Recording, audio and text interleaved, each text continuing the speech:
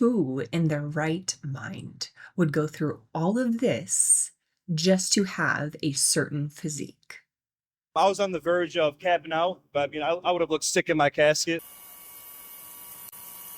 All right, guys, as promised, we are getting into the anabolic steroid use among young adults in modern day America. As per usual, social media is a bad guy because it has allowed millions of young adults between the ages of 18 to 24 to be exposed to the benefits of anabolic steroids without much mention of the negative side effects. From one report, US users ages 18 to 24 viewed videos using hashtags associated with steroids and related substances up to 420 million times in the last 3 years. And they're targeting teens specifically because they're using hashtag team fitness or hashtag teen bodybuilding. And these are videos that we would all recognize if you're within that age group, a little younger, a little older. These are the Sam Seneks and Togi and so many female influencers that have extremely large muscles and or unrealistic body shapes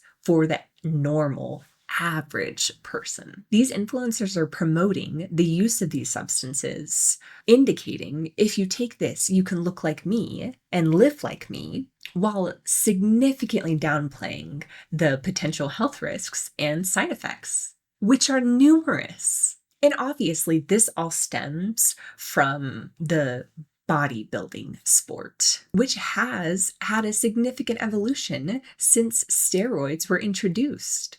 These are just some examples of what bodybuilders looked like before steroids, which are much more realistic. And this is all being shown to very, very easily influenced young adults who are already struggling so much with mental health. Let's just add on a slab of bigorexia while we're at it, which is considered a body dysmorphia disorder.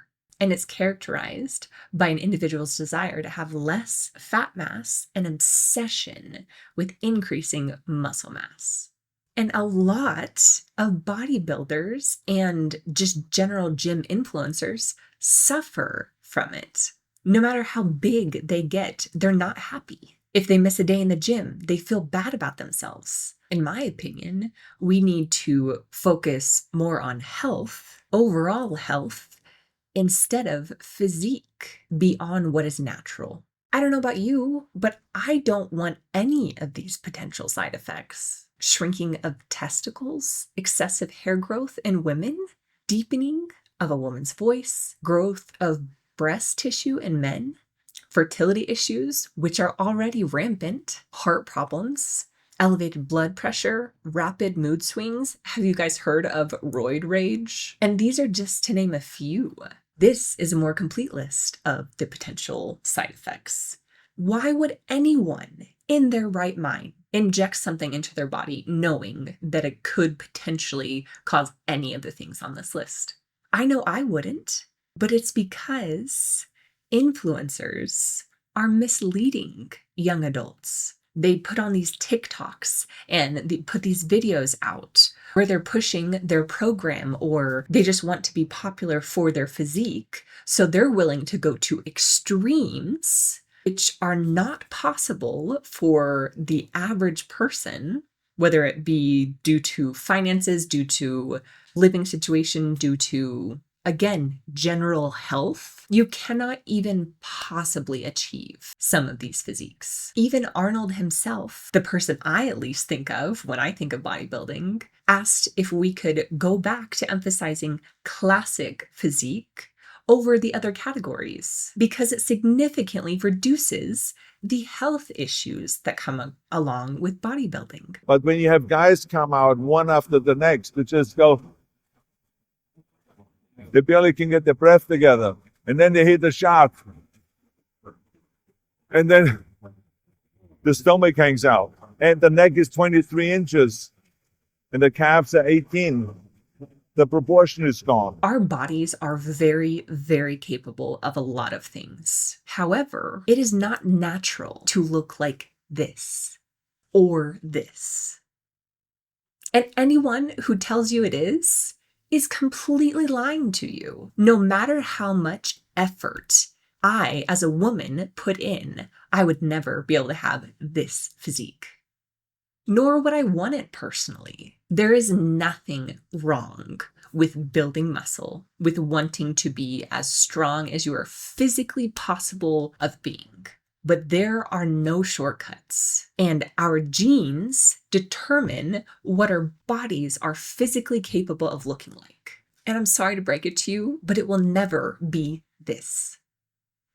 There's no easy shortcut. Either it is in your genes, or it's not for you to be very muscular. But either way, it takes so much consistent work that a lot of people just aren't willing to put in.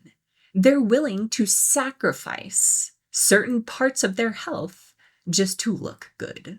And to me, that is mind-boggling. Would I like to change parts about my physique personally? Yes, I would. But there's not a program out there that would make me look like this, because I'm not genetically built like that. I, for one, think the bodybuilding and the toxic gym culture that has taken over is actively a detriment to both our physical health, obviously, and our mental health. You see these very, very muscular people on your social media, and you either are going to resort to potentially indulging in whatever substances that they say they're not indulging in to get to that level, or you're going to feel so bad about yourself because, as the saying goes, comparison is the thief of joy. I think generally what our culture needs, and what young adults specifically need as they're growing into